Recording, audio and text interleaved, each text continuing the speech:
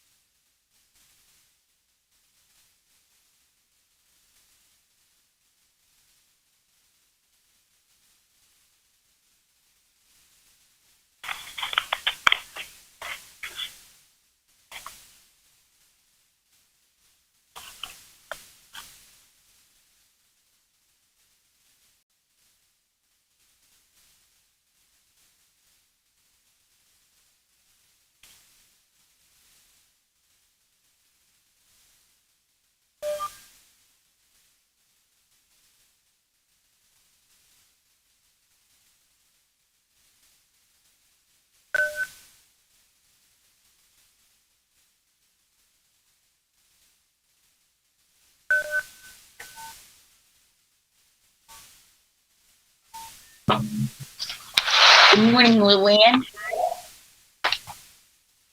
Good morning. Good morning, Elsie. Good morning. Good morning, Tom. Good morning. Good morning, Nancy.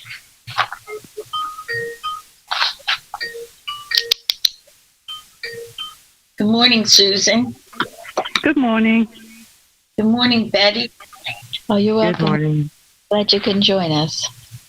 I'll put you by the speakerphone. Is it just you or is Zari there? Oh, okay.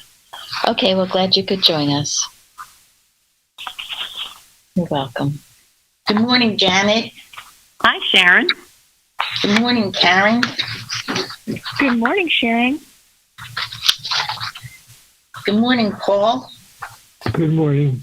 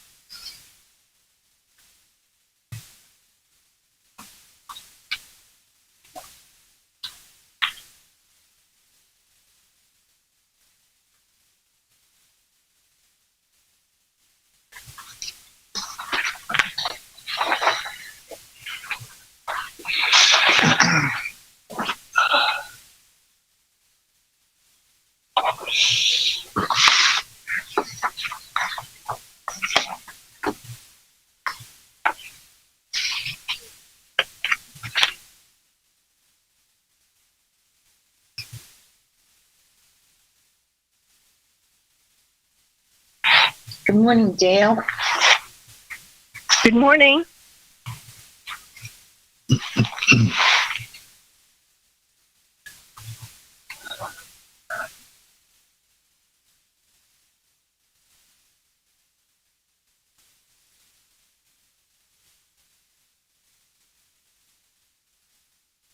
Good morning, Fairley. Good morning.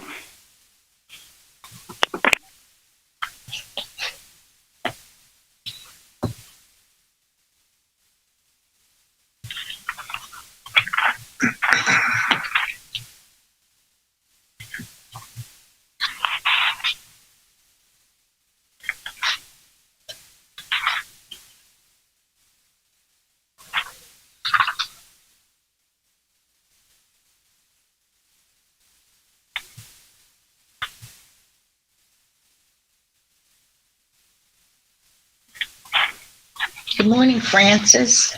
Good morning.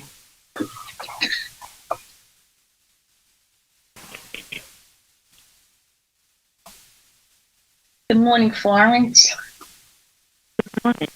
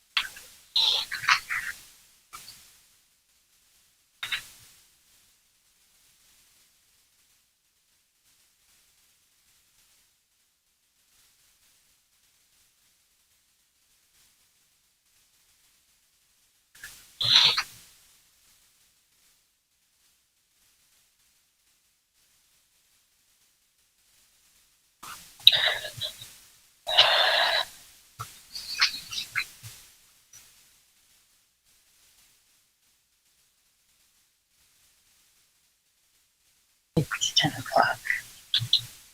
This call is being recorded. Good morning, everyone.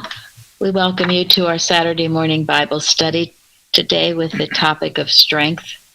We are recording from the Plainfield Christian Science Church, Independent, Plainfield, New Jersey, the United States of America. So glad you could join us. And our moderator today is Thomas from New York.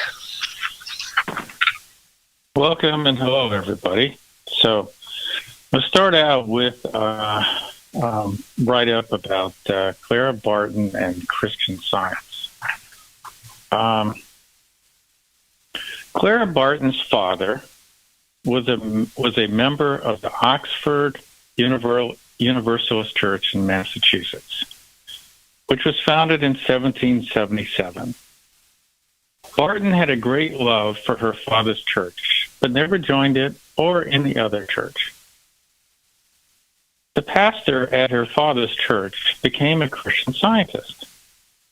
She talked with him about Christian Science, and she had treatments from him.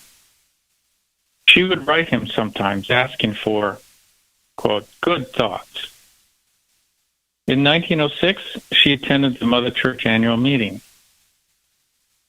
Afterwards, Barton read some Christian Science literature and later read through the Science and Health textbook. In an interview in 1908, she acknowledged that she was not a Christian Scientist, but was comforted from reading Science and Health. She said, quote, I say no one familiar with Mary Baker Eddy's life and her teachings can help but see the marvelous consistency and beauty of which she has given to the world in Christian Science. End of quote. So that last quote is from an interview with Clara Barton by Viola Rogers. It was in the Boston American paper, published in January 6, 1908.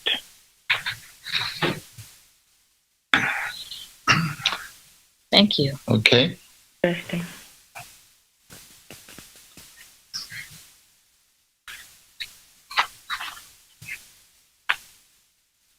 I believe somewhere Mrs. Eddy had good things to say about Clara Barton as well. I didn't look that up, but did anybody? Miss Delaney. She actually, it was a really interesting quote, and I left it at home.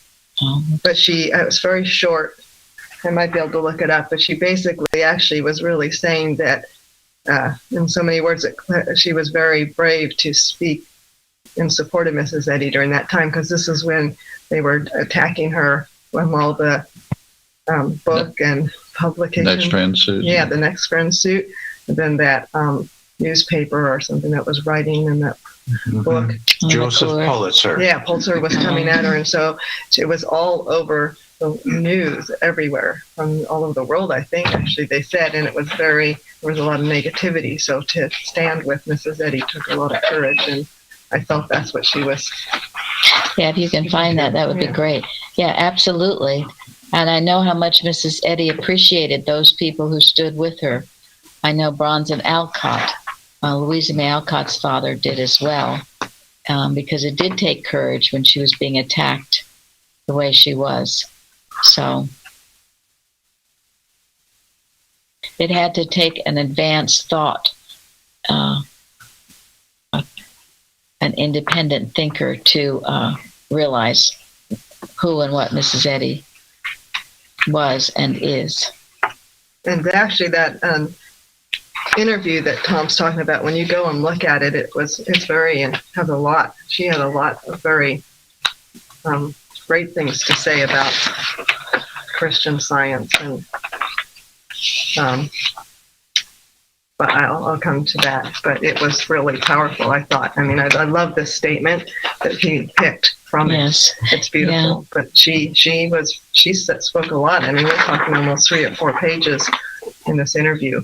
Wow. And so, And that quote is in our under the biographies, right, Jeremy? Did we put that quote?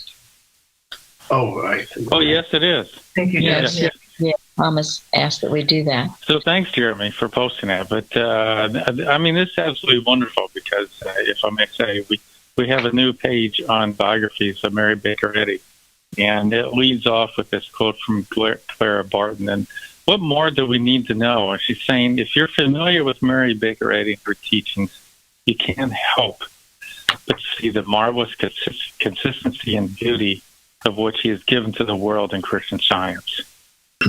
So all the more reason we should pick on those biographies and read them. Thank you. Yes. It's significant that she says it comforts her to read Science and Health. Very much. Yes. Yeah, but it I does. have the quote. Okay. Go ahead. Okay. In the New York American, January 6th, 1908, Miss Clara Barton dipped her pen in my heart and traced its emotions, motives, and objects. Then, lifting the curtains of mortal minds, she depicted its rooms, guests, standing and seating capacity, and thereafter gave her discovery to the press. Now, if Miss Barton were not a venerable soldier, patriot, philanthropist, moralist, and stateswoman, I should shrink from such salient praise. But in consideration of all that Miss Barton really is, and knowing that she can bear the blows which may follow said description of her soul visit, I will say amen to be, so be it. Mary Baker Eddy. That's beautiful. And where is that? That is in Miscellany on page 296 to 297. Can I read another quote from this magazine article? Sure. It's Mrs. Barton says, quote, Mrs. Eddy should have the respect, admiration, and love of the whole nation, for she is its greatest woman. Her teachings spread love and goodwill among men, and a Christian Scientist cannot be a Christian Scientist unless he has eliminated greed and selfishness from his nature, end quote. But I just love that. Beautiful. Yes.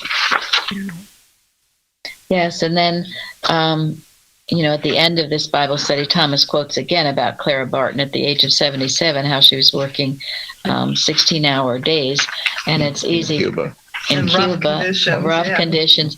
It's easy to know or to figure out that she relied on science to help her with that.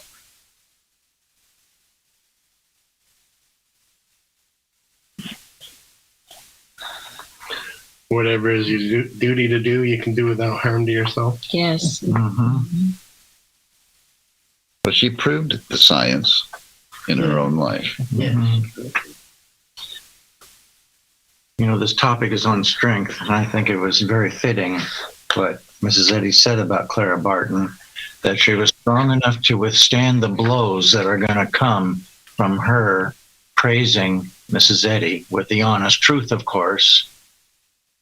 But nobody can stand up and say those things, and you know the nature of mortal mind. Yes, it is coming, but will you stand and firm with the truth? Because, like it says in Science and Health, that our confidence comes from the fact that truth is real and error is unreal.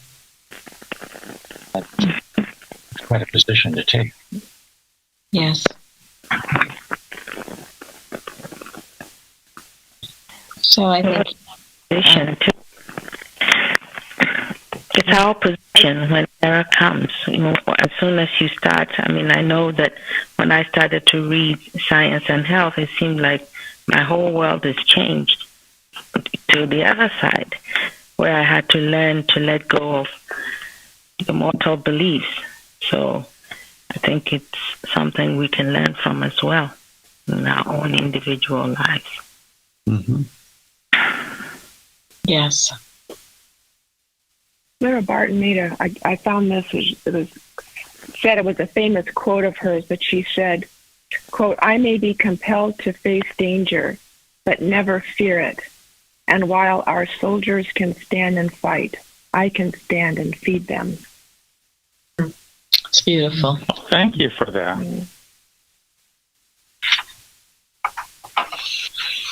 These are great. And this is why Thomas included this in this lesson on strength, the more modern day version of strength being applied. But these are biblical principles. Sorry. Bible. Go ahead, Karen. She was also considered the angel of the battlefield, which I thought was a neat. That's what she was. That's what she was known as, the angel of the battlefield. I thought that was a neat. It was just helping them in the hospital wasn't enough. She wanted to go right down on the battlefield and be with them, the ones that were suffering. Thank you. It's interesting too. I looked her picture up, and usually the pictures of those times, everybody looks very kind of severe. You don't smile, but her picture, she had this very beatific smile on her face. Mm-hmm. She was an angel. She was an angel.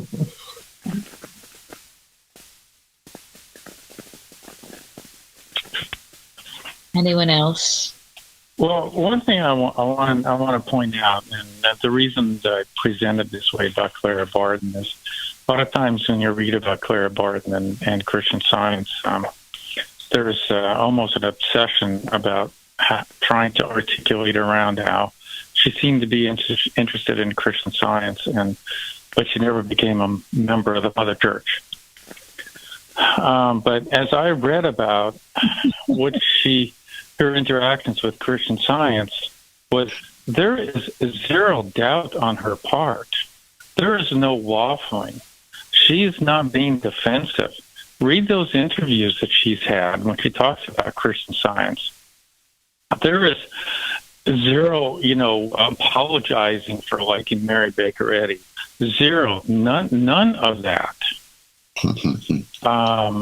And she had quite a history with Christian Science because it was a personal relationship she had with her pastor at the Oxford Universalist Church, who converted to Christian Science. And then actually the Sentinel published an article in, I think, 1908 saying that he had resigned from the Universalist Church to become a member of the Mother Church. And she used to write him letters often. So she had a very good relationship with her pastor, who became a Christian Scientist. And she read through the entire textbook, Science and Health. And she put it into practice. She was a strong, independent thinker. And strong, independent thinkers sometimes shy away from joining organizations. She wasn't led to. She was led to do something else. Yeah, Einstein never joined either. He didn't renounce his, he was Jewish, but he saw. He read the textbook. And he saw what Mrs. Eddy was and what she discovered. He visited the reading room in Princeton regularly. Mm-hmm. So just joining a church doesn't necessarily mean they didn't see. He didn't want to give up his smoking, too. Oh, that's right. Yeah. He didn't want to give up his smoking. Well, I think he was told by the members there that he had to if he wanted to join. Oh, yeah, good job. Thanks a lot. Thanks a lot.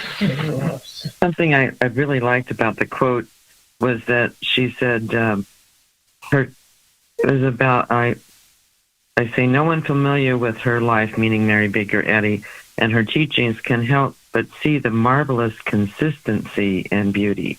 And I think that consistency really must have appealed to her, because sometimes in churches, it doesn't seem like things are terribly, if she's a really strong, independent thinker, she's going to notice inconsistencies with some of the doctrines. And this consistency of Mary Baker Eddy's textbook really, really appealed to her. Yes, Yep. thank you. Yeah.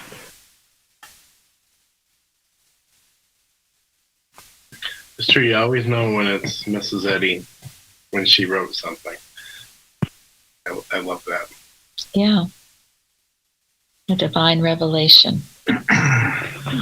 Well, you know, too, it just occurred to me, both Clara Barton and Einstein, they both had a sense of humility to their, well, Einstein was forever saying that, I can't remember exactly the quote, but they had a sense of humility before all this, what they were able to do. They didn't know, they didn't feel that it was really from them.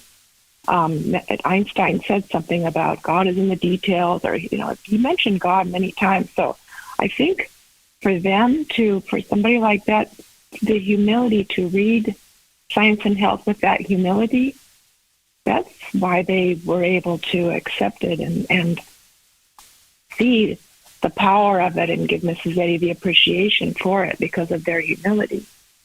Mm-hmm. Yes, good point.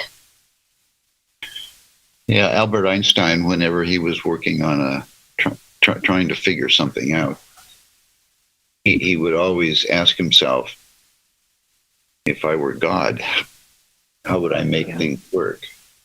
And you know, what he discovered, everything he discovered through inspiration. He never discovered anything in the laboratory. He left that for other people to do. So that's a really, really important point. The humility of waiting for inspiration is the best way to do anything.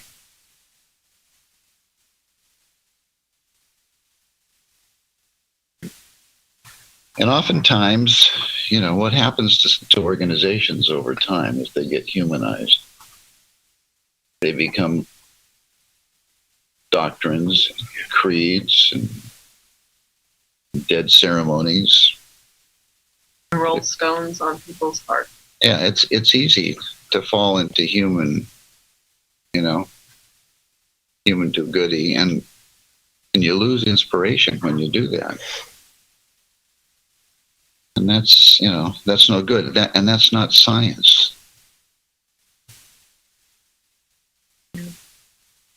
The classic example is they found fault with Jesus because he healed on the Sabbath day. Mm. Yeah, I mean, yeah, really, give me a break. Really? It's the worst thing you can come up with about this guy. Yeah, especially when you can't heal any day of the week.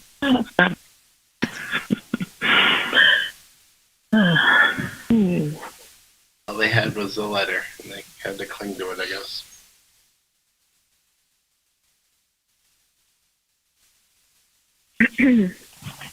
Okay, Thomas. Okay, so we'll go on with our questions. So the topic, as was mentioned, strength. And if we wonder where that topic came from, in the lesson this week, the word strength, including strengthen, is in there 11 times. So if it's in there 11 times, we all know what it means. What?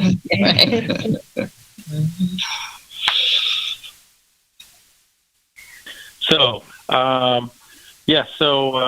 the question is, what does strength mean? And so what I did was I pulled out part of the definition that Webster gives on strength, which is copied here. You can also go to Webster's Dictionary, 1828. Read the whole thing. I also put in here a couple examples of Hebrew words that were used in the lesson, but of course we read it in English. They're both translated into strength. They mean slightly different things, but I thought to kind of get an understanding of what strength means and how it's used, it would be nice to kind of go through the definition of strength. So what does strength mean? Well, there's a positive and a passive. Like you mentioned the passive, but there's also a positive. So there's the strength to produce an effect, and then there's the passive to when we stand for the truth. Strength of conviction when we stand for, so I never thought of strength as having both those qualities. But it's support. That would be more probably the passive, but it's a power has an ability to produce or have the force. So when we think of strength, we're thinking of both. That's to oppose to weakness in both passive and positive. So when God is our strength and our refuge from, it's both. We are able to stand and withstand the arguments that come, and then we're able to have that strength to exert power to. Anyway. I think of it in terms of, I use it every day, A Treatment for Every Day by Mary Baker Eddy. God is my strength. God is my life. God is my health and my understanding. I say that every day, and it gives me strength. And I know that God is giving me strength. Thank you. I feel it as mental fortitude to go on. And from that, I feel that I'm able to do the things that I have to do, the physical as well. But it originates for me, I feel it's a mental thing. Mental fortitude to go on. With whatever you have to meet. Mm-hmm. Yes. Confidence is also a strength. Confidence in the truth. I think of it as like 2 and 2 is 4, as opposed to somebody trying to tell me that 2 and 2 is 5. Do I have the same strength in my understanding of God and that He's all present and all powerful as I do that 2 and 2 is 4? I can't be moved from that. From 2 and 2 is 4. Can I be moved when something tries to tell me that God is not all? Then that's where the strength and standing in His allness. There's something in Science and Health that by Mrs. Eddy, where it says spirit is symbolized by strength, presence, and power. I changed it a little bit that I read each day. Holy thoughts winged with love, which become spiritual understanding. Strength, presence, and power. I love that. Spirit is that.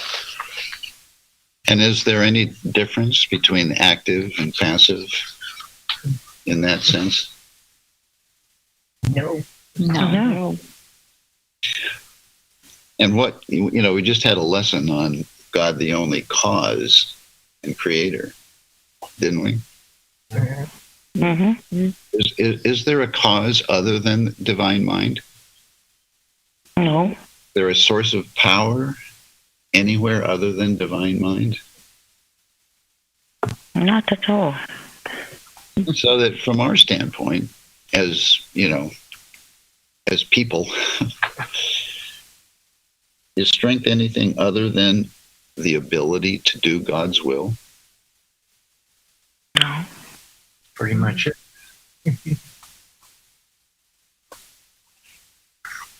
I mean, God shows us in various ways what his will is. And then he gives us the ability to do what he wants us to do for him, for mankind. And another common, well-known statement in Science and Health is that soul has infinite resources with which to bless mankind. So is there any other source of strength other than soul, divine mind?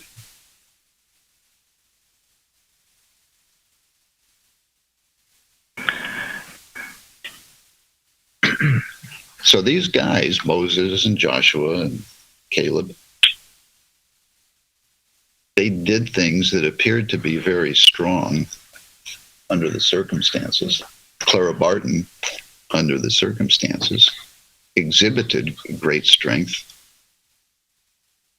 And why was that? They were carrying out God's will.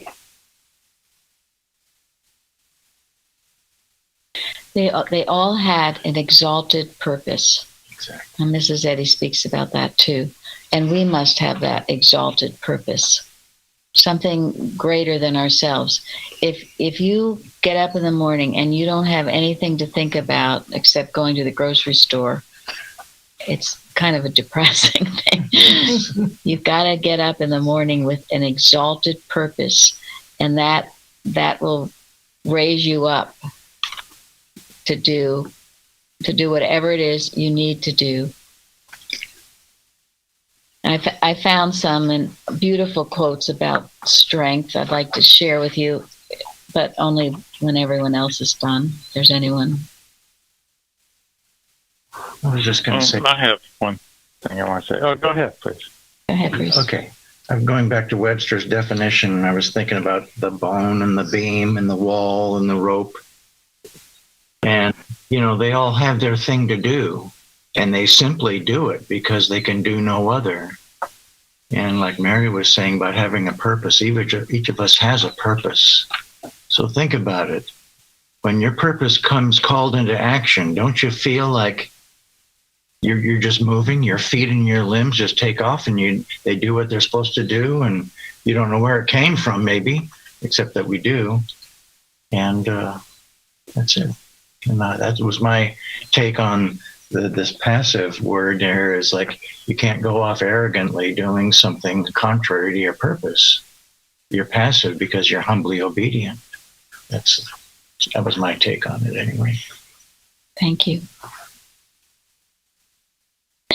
When dealing... So, I wanted to say on the Hebrew words, the first one, Gael, it means army, and armies are used for, well, they can be aggressive, but they're also used for protection. And the second word, Maus, means protection. So this is an interesting way to look at strength. It's the protection that God is giving us, right? Because it says here, the Lord is the strength of my life. Well, the Lord is protecting me, is one way to look at it. Thank you. And he protects us from everything that is unlike him, if we recognize it and accept it.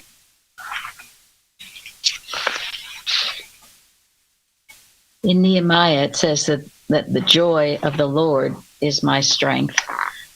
And that's always meant a lot to me. When you're feeling joyous, you've got strength, right? You just do. You're bubbling over. You feel great. And it's the joy of the Lord. If you're depressed, you usually feel, I can't do a thing. So now this is the answer to depression in yourself or dealing with others. They need to feel that joy of the Lord. They also, or yourself, needs to have this exalted purpose. they need a purpose in life. Depression comes when you don't feel that joy of the Lord, or you don't have a purpose. It's very depressing. Like I said, if all you have to do is just kind of slop around, it's no fun. And you don't know how to radiate God's truth, so you're absorbing all of mortal mind. So the joy of the Lord is your strength.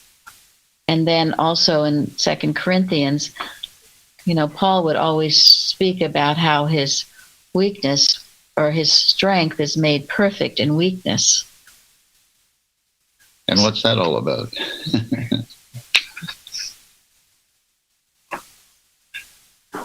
Well, I think this what's called weakness is his willingness to humble himself before God and not exert his own will, but be obedient to his. Thank you very much. That's exactly what Karen was talking, or somebody was talking about earlier, about humility.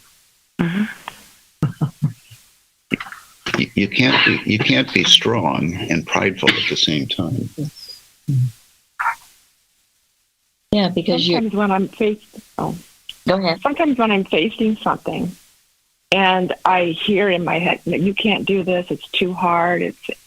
I turn it around. I say, "You're right. I can't do it, but God can." So that way, I completely just say, "Fine, I can't." So I give it up to God because I'm clearly not able to do it. I don't know.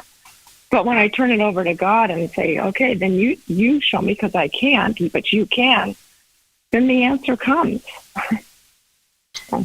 And that's exactly why you can use weakness to your favor when you feel you can't. People will call me and tell me, "I can't do this, I can't do that." And I do always tell them, "Well, that's right, you can't. You can. But God can." So you get rid of self and let God use you. That's how you make strength out of weakness. And if you look in the Bible, the ones that ended up serving God the most were those who felt the weakest in the beginning, right? Think of Moses. Who am I? All of them. Gideon, Jeremiah. Who am I to be doing this? It's that weakness that lends itself to becoming strong.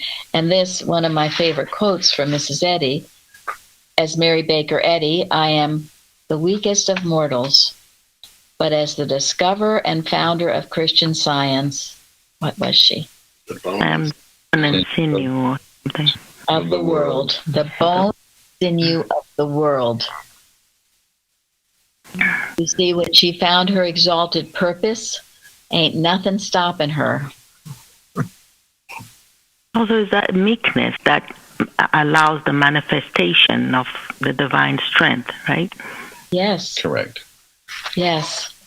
And that is the only way we ever can find strength. It requires the recognition that humanly, I'm absolutely useless. I can do nothing. And when you get to that point, then you are ready for the strength that God is. And you can do anything with Christ, right? It's funny when you get that feeling that you're like too weak to do something. The thought comes that you're like too far gone, but you're actually halfway there. So I think that's funny how much of science is just a different perspective on what is going on. Right. It's just seeing things correctly in their true light. So never feel dismayed if you are feeling weak and depressed. There's an answer. You turn it around, and you will find great strength. And that applies to any situation. And that's where the phrase man's extremity is God's opportunity. When you reach the end of your rope in any way, God is right there. And also to be thinking, I can of my own self do nothing. That has helped me tremendously. Yeah. Yep. So these are some quotes in prose works from Mrs. Eddy. One miscellaneous writings on 130. "Know ye not that he who exercises the largest charity and waits on God renews his strength, and is exalted. Exercise is the largest charity. Here again, you're forgetting self and working for others, right? You'll find your strength. I mean, I know people, even if all they do, if they go, and I shouldn't say even, if they go to an animal shelter and help the animals, they have all this energy and desire because they feel motivated to help. Or you go to a soup kitchen or something. And of course, in science, we have infinite ways to bless mankind. Okay, and another from miscellaneous writings. Christian Science classifies thought thus. Right thoughts are reality and power. Wrong thoughts are unreality and powerless, possessing the nature of dreams. Good thoughts are potent. Evil thoughts are impotent, and they should appear thus. Continuing this category, we learn that sick thoughts are unreality and weakness, while healthy thoughts are reality and strength. My proof of these novel propositions is demonstration whereby any man can satisfy himself of their verity. So think about it. What are your thoughts? If your thoughts are, evil and unhealthy, sickly thoughts, that's if you're listening to all this about the nameless nothing, you are going to feel weak and miserable. You have to have your thoughts from God, and then the strength comes. So we've been taught here, ask yourself, when thoughts come, is this a thought from God who loves me? If it's not, you kick it out. If it is, you nurture it. And you have the strength to kick it out if you want to. Because man has made man capable of this, right? Yeah. God has made man capable of this, and nothing can vitiate what? The ability and the power finally bestowed on man. So all are without excuse. And what does the word vitiate mean, just so that everybody's clear on this? Make it less. Yeah. Definition of vitiate means to render something useless. Nothing can render useless the power that God is in you. The power's there. We just have to use it. I don't know if anybody mentioned it yet or not, but I thought of also obedience to truth gives man power and strength from Science and Health. Thank you. Very good. Absolutely. Obedience gives you power and strength. Wonderful. You obey God. That's, again, finding your exalted purpose. You rise up out of the sick bed or the depressed bed or whatever other bed you're in. Okay, and then, disobedience is what? Human weakness. Yes. Weakness, exactly. Well, it's dishonesty. Dishonest is human weakness. Dishonest. I'm sorry. Well, Dishonest. but Yeah, well, isn't it the same, really? it is, yes. But we like to And quote it. that's what I'm sorry. that's what gave Moses, Caleb, and Joshua the strength to do what they needed to do, because despite what everybody was telling them that was impossible or they were going to obey what God was telling them, and that's why they were able to do the incredible things they were doing, because they just would obey. They were faithful to God to the utmost, and that's where their strength came from. Yes. And then this from Miscellany. In metaphysics, we learn that the strength of peace and of suffering is sublime, a true, tried mental conviction that is neither tremulous nor relapsing. This strength is like the ocean, able to carry navies, yet yielding to the touch of a finger. It's a beautiful description of strength. And then this, life's ills are its chief recompense. They develop hidden strength. Had I never suffered for the Mother Church, neither she nor I would be practicing the virtues that lie concealed in the smooth seasons and calms of human existence. When we are willing to help and to be helped, divine aid is near. If all our years were holidays, sport would be more irksome than work. So, my dear ones, let us together sing the old new song of salvation, and let our measure of time and joy be spiritual, not material. And then this too, I love, religions may waste away, but the fittest survives. And so long as we have the right ideal, life is worth living, and God takes care of our life. That's beautiful. Beautiful. It's on 166. Somehow Clara Barton knew that. She did. She did. And then these are a couple of contributions from Carrie in California.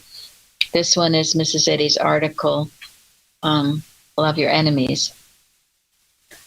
We have no enemies. Whatever envy, hatred, revenge, the most remorseless motives that can govern mortal mind, whatever these can do, shall work together for good to them that love God.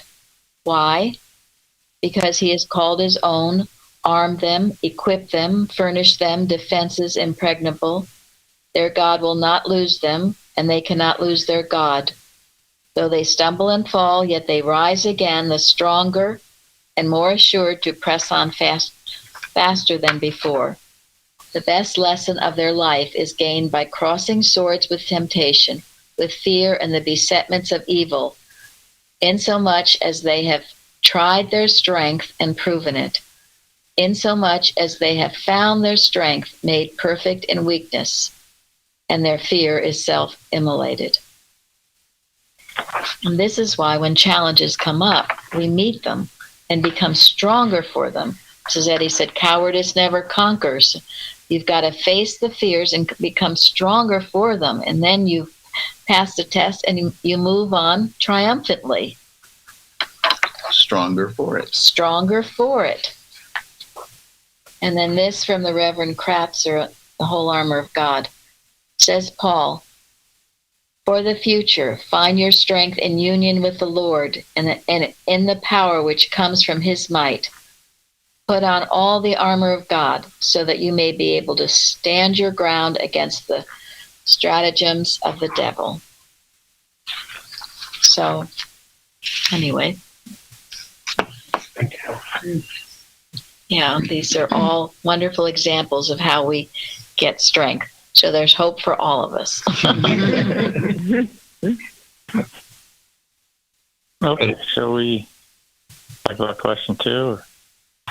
Sure. I think so. Okay, question 2. So it's a Bible story straight out of our lesson this week. So how does the following statement help understand the fight between the Amalekites and the Israelites? Quote, we have strength in proportion to our apprehension of the truth. Unquote. That's Science and Health, page 80.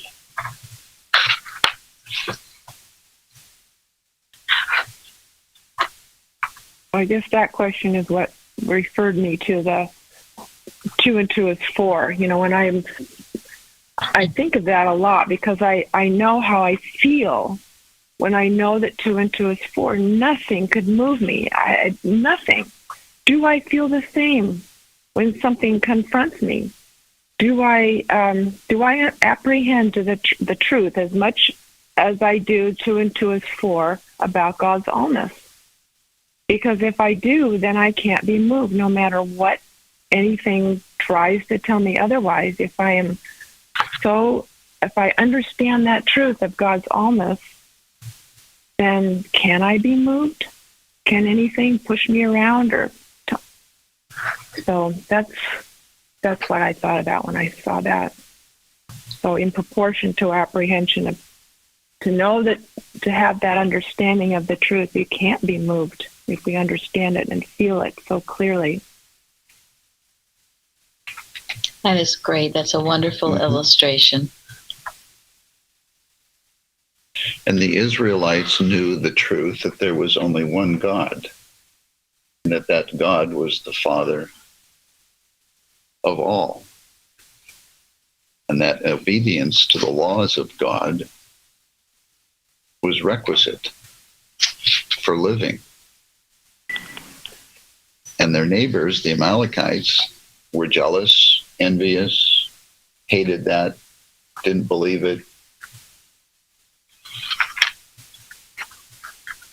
So they were threatened by it. So they attacked it. They wanted to get rid of it because it was a rebuke to them. It was a threat to them. And when Moses' hand was lifted up and everybody felt the power of the truth, they prevailed. When his hand was let down and they doubted or didn't feel in their hearts, then they didn't prevail. But there was enough courage, moral courage, and strength of conviction to enable them to prevail. But it was they prevailed in the truth. And we can prevail in the truth. Individually, as a church, as a nation, as a world. Because the truth does prevail. Because there's no strength anywhere else other than in the truth. Anything else that seems to have strength is an illusion. And that's how you defeat it. And it's tremendous power. And that's a great illustration Karen gave. You should know it just as firmly as you know 2 + 2 = 4. You're unmoved. You think of how David was unmoved by Goliath, right? He ran to meet it. And he was, and Goliath was touting, I'll make you a little piece of dirt.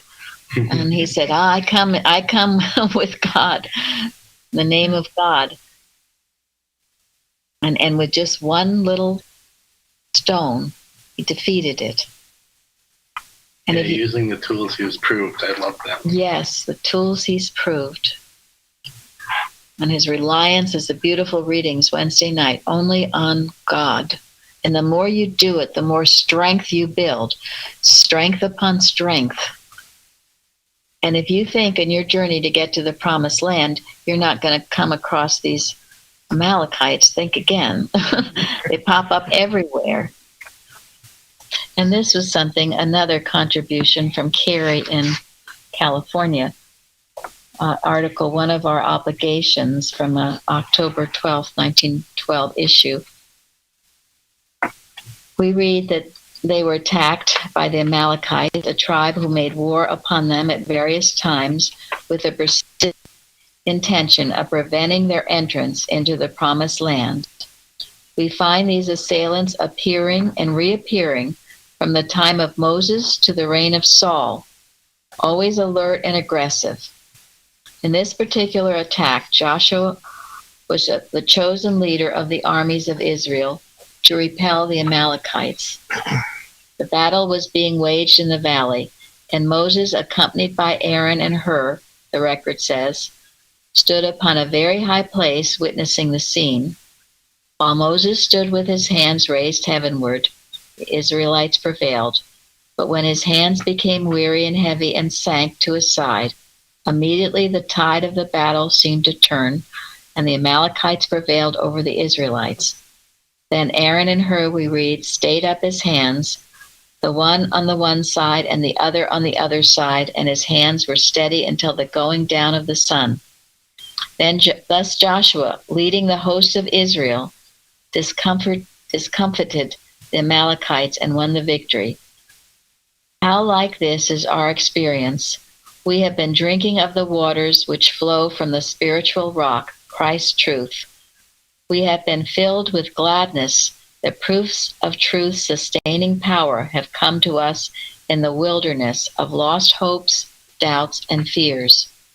We feel that nothing could be too great for truth to accomplish, and we want the world to share it with us. But we have yet to learn that after our enemy is repulsed in the open, it may reappear in a more subtle form. The Amalekites are still in the land, and history shows them to have been a persistent and aggressive enemy, appearing and reappearing, compelling the Israelites to war with them all the way from Egypt to Canaan. So don't be surprised if you see them popping up here and there. They're popping up all over the place right now, right? They are aggressive, right? And they're not so subtle anymore either. Yeah, they're coming more out in the open. And Mrs. Eddy predicts that. Animal magnetism is, not so subtle. It's more aggressive features are coming to the front. But they come to us as a test. And they have how much power? None. They have only as much power as you give it. Yeah. But they have all power. They act like I'm great, I'm big, everybody believes in me. We're the majority here. You're just a little puny nothing. Going around like a roaring lion. Yeah. Right. They appear in the form of law. I am a medical law, so fear me. Mm-hmm. Right? I'm a law of the land, so obey me. Yeah, mandates. I am a mandate. They're not even laws. Nobody voted on all of this. It's just somebody saying that it's a mandate, and you must obey it. Well, we obey God because we know better. Mm-hmm. Karen, did you want to say something, or somebody? No, it was belongs to God. That's it. But I found. Yeah, that all power belongs to God. That's it. Yes, beautiful hymn. That's it. So, the one way I looked at this Bible story is from the sense that this is telling us about spiritual warfare. So you can read through this story and say, okay, so Moses is holding up this rod, it gets heavy, people help him. But if you think about the rod of God as Moses' faith in God, and as long as he keeps that faith in God, then they're protected. But the Amalekites are very, very aggressive people. That's why I gave that reference of Esther. They are so aggressive, they'll never quit. They want to completely destroy the Israelites, and they don't quit. But this is showing us that all we have to do is just keep faith in God, and we'll always be protected. No worries. Doesn't matter how aggressive the Amalekites are. Thank you, and that's so true. And we're doing the work for the world. But if you're in a position where you're surrounded with all of these things, you can certainly know that God is taking care of you and your home and all of that. Because I hear from people who are in very difficult situations. And yes, no plague shall come nigh thy dwelling. Emmanuel, God with us, and you can prove it. And we've heard many, many examples. I know Bob sent us that illustration of people in a flood, remember, and the flood was going up to the ceiling, the roof, and they kept praying the 91st Psalm, and they were protected. Sometimes all around them is damage. That doesn't mean we're praying, and we're doing our best to pray for absolutely everybody. And those who are receptive will come under that mantle. But you certainly do have the right to protect yourself when everything seems to be falling apart. People in areas where all this looting is going on, and that it seems to be they're not even being prosecuted. This is lawlessness. But you come under the law of God Almighty, and you are protected. And just know it, just like as Karen said, 2 + 2 is 4. You will be unmoved by the jarring testimony of the material senses, as Mrs. Eddy says. And really, that's what the Bible shows us, like was in the readings on Wednesday night, that spiritual power shows that has more power over physical, more spiritual has more power, has the power over the physical. That's what the Bible is about, is the power of spirit over the flesh. So you've got a whole book that keeps demonstrating that same fact. I mean, how can we deny that? That's why all the victories that happened in the Bible, how did they all come about? It's because of the spiritual power, not physical. So that's right. And we have another book that explains the science behind it. Yes. That spirit is the only power. Guess what? And Era would like to take the Bible on Science and Health as well out of our hands, certainly out of the hands of our children, make them think it's not relevant anymore, or even worse, bad. That it's a bad. So to that we say, the hell you say.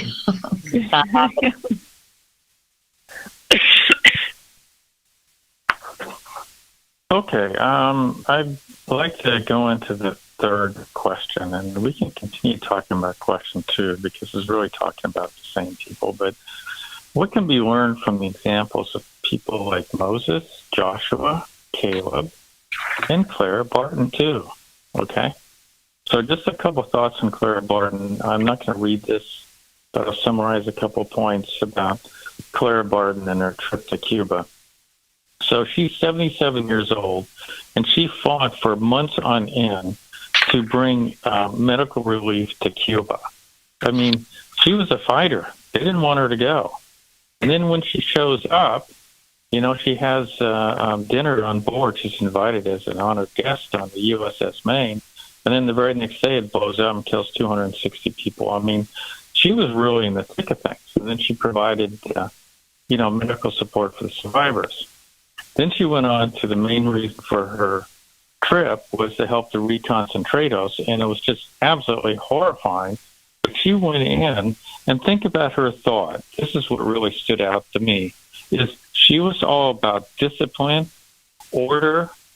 She was just doing organized things. I mean, some of the stuff she did was of the simplest nature. And you're thinking, there's all these people around. They could have done that too. But Clara Barton had this, great thinking, this great mind, and just knew, we're just going to provide some order here, some discipline. We're going to clean some things. And people were so appreciative of what she did. But then she was asked to leave because war broke out, with the USS Maine when it blew up and other things. So then war was declared against Spain. But then she went back to Cuba to give more relief to the soldiers. And you think about this, that this is 77 years old, and as Mary said before, she was working 16 hours a day. And this was a close friend of hers, and Dr. Hubble, he was also chief of the Red Cross field agents. He said this about her: "It seems a marvel when we think of all the mental as well as physical strain which she has endured during the past months of Cuban work."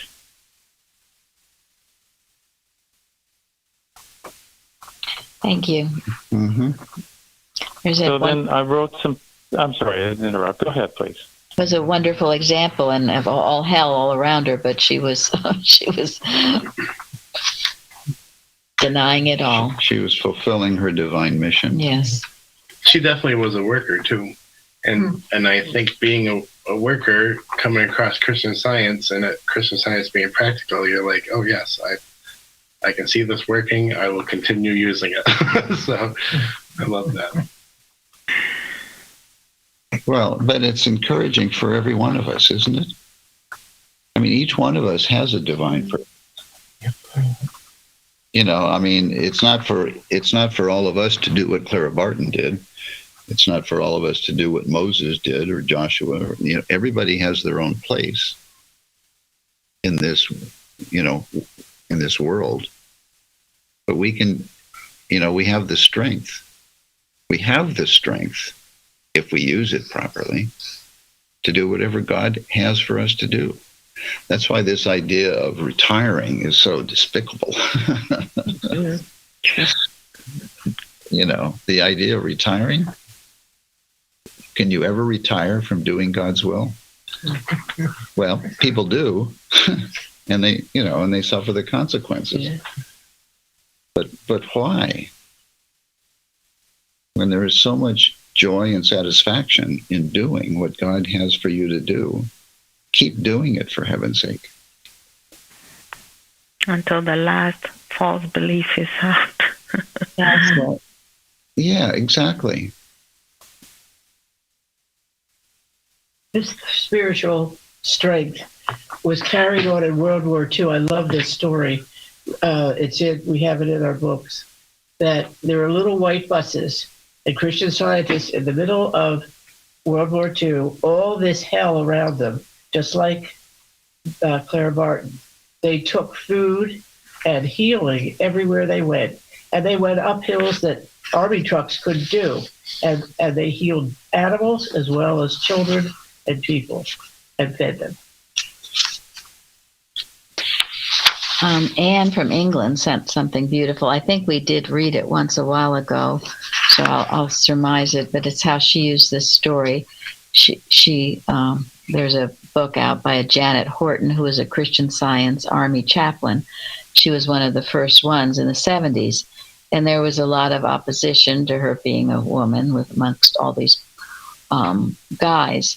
And she says that they were out in sort of like the desert-like, and they were to run. The male chaplains cautioned me it was too far, but I explained I'd been running 6 to 9 miles a day with my infantry unit at Fort Sill. Reluctantly, they agreed I could try the run. None of us were desert people, so we weren't familiar with the illusions of distances. After about 3 miles of running in the barren desert, occasionally dotted with prickly cacti, it became clear it was probably 10 times the distance it appeared to be. We also realized we had to run back. When we turned around, we were a considerable distance from any populated areas. I had been praying to take my mind off the length of the run. All of a sudden, I realized that I was alone and wondered where the guys went. I looked around to see a pack of hungry coyotes were looking for their morning breakfast. They began to growl and circle me. When the lead dog growled and moved in, the others would close in tighter. Because the thought came to me of how much I loved animals, especially the dogs we had as a child, I never remember feeling any sense of fear. A wonderful Bible lesson that day from the 13th and 14th chapter of Numbers had been about those who went in to spy out the land of Canaan. Some gave an evil report and said it was a land that devoured its people and was inhabited by giants. But Caleb gave a good and true report. Right where the men journeyed with who saw a dangerous situation, Caleb saw a land that flowed with milk and honey and felt that the people were able to possess it.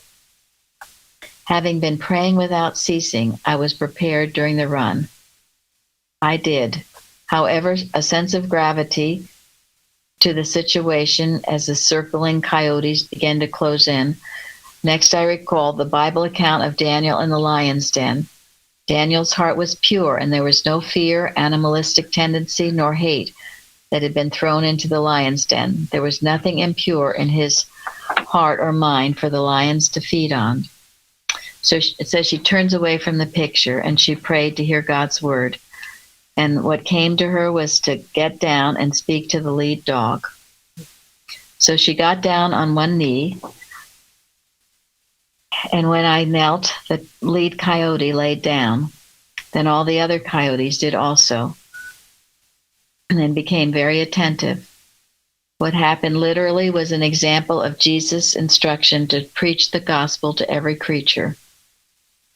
Starting with the first chapter of Genesis, in the beginning, I told them that God created the heaven and the earth, the sea, and all that therein is. He divided the light from the darkness. He created every creeping thing upon the earth. He saw everything he had made, and behold, it was very good. I was also praying with this idea from the Christian Science textbook, Science and Health, that all of God's creatures moving in harmony of science are harmless, useful, and indestructible. I said to the lead coyote, you have a purpose, but it's not to harm me, and I have a purpose, and it's not to harm you. We need to go about our Father's business, but it's not here. Then I said, you need to go now. She waved her hand, and the lead coyote and all the other coyotes walked off. And then she found that the men, the guys, they had deserted her. They had seen the coyotes, and they all ran to took cover, were hiding. And then they watched this miraculous thing go on. They couldn't believe it. And so it changed their minds about having females as chaplains in the Army. So it was quite a story, and I just thought to remember, whatever situation you're in, God is with you. And if you pray to him, he'll give you the right idea and the strength carried on. That was from Anne in England. That's wonderful. Bruce, did you want to add anything? I don't think I can add anything to that. That's just spectacular. Anything at all? Sometimes after the session is over, people say, well, I really wished, or I should have said this, or so I'm asking if anyone has any should haves or would haves, please.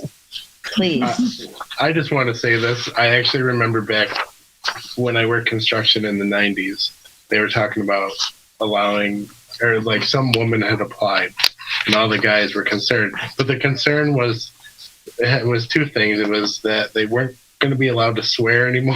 and then also that they didn't want a woman seeing them in pain at all. Oh, gee. It wasn't, that was that.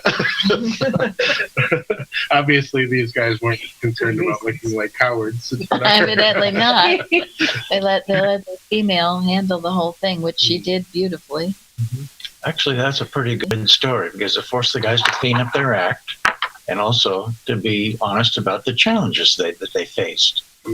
You know, we have the strength to overcome our challenges, but if we just ignore them, that doesn't work.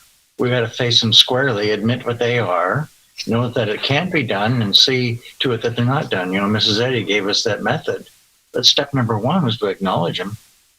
So it's all part of the cleanup process. Thank God for that woman that applied for that job. I mean, how much good she did for everybody there. Well, she wrote a whole book about it.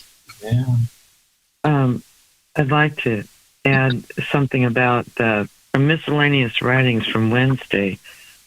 May God enable my students to take up the cross as I have done and meet the pressing need of a proper preparation of heart to practice, teach, and live Christian Science. And when I was thinking about strength, I thought about that. We need to prepare a proper preparation of the heart, and that's to receive what God is telling us and receive the strength he gives us and so on, and to deal with our temptations or fears.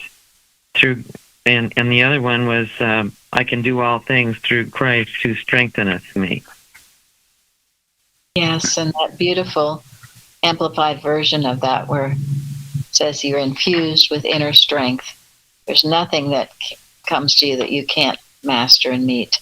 It's beautiful. And I love that from the Wednesday evening meeting, that we have to take up the cross. We have to be willing. It's a preparation of the heart to take this work. And then we gain the strength that perhaps we thought we didn't have. In proportion to our apprehension of the truth. Yes, how we understand it. This is a wonderful Bible study. You know, strength is in humble obedience, not in selfish exaltation. You know, I did have one other thing to say, and it's something I just thought of during the session about this story about Moses having his hand raised. They were always looking to Moses to be like their conduit between them and God, and like how everything was going on. And it just made me think of like being here. And, you know, when I came here, I was always looking to the practitioner for what was, you know, the right understanding, because I didn't understand anything.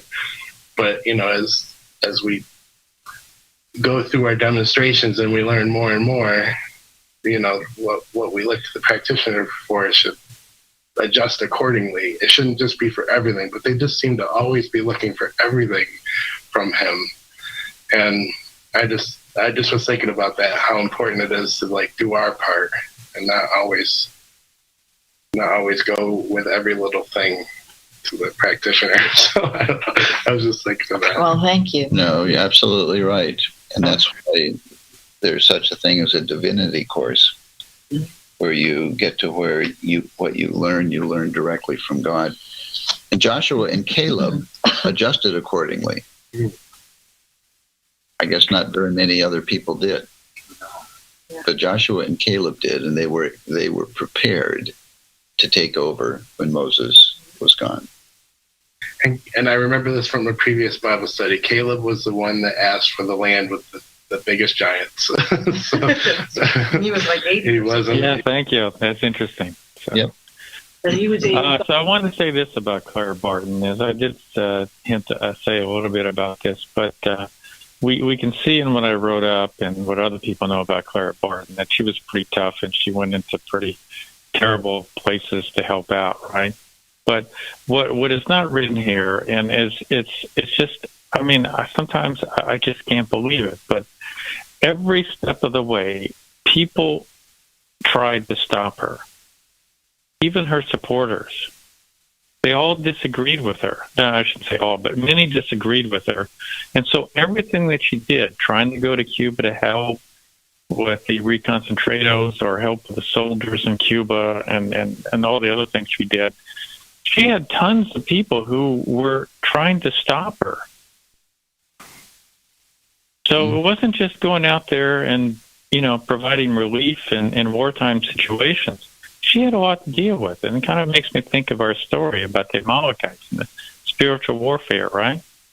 So she was very, very strong. You can pretty well count on it when you're doing something from God, for God. You'll have the opposition come up, and got to handle it and overcome it. Right. And Mrs. Eddy talks about that too. She had the same kind of opposition. Look what Christ Jesus had to face. Yeah. So did Florence Nightingale. Florence Nightingale, yep. Right. Yep. And Mrs. Eddy warns any pioneer is going to face the same crap, the same opposition. Well, we know where that is. Well, yeah. Well, thank you, Tom. This has been really helpful. Really good. Fortifies us for the days ahead of us. Thank you. Thank you. Thank you very much. Thank you. Oh, good. you. So I'm glad we're Thank all you. fortified. So, We're all fortified. thank you. Yeah, thank you. Yeah. Thank you. Thank All right. you. Yeah, thank you. Thanks. There, Uta. Bye. Bye-bye. Bye-bye. Oops, I lost you. On hold.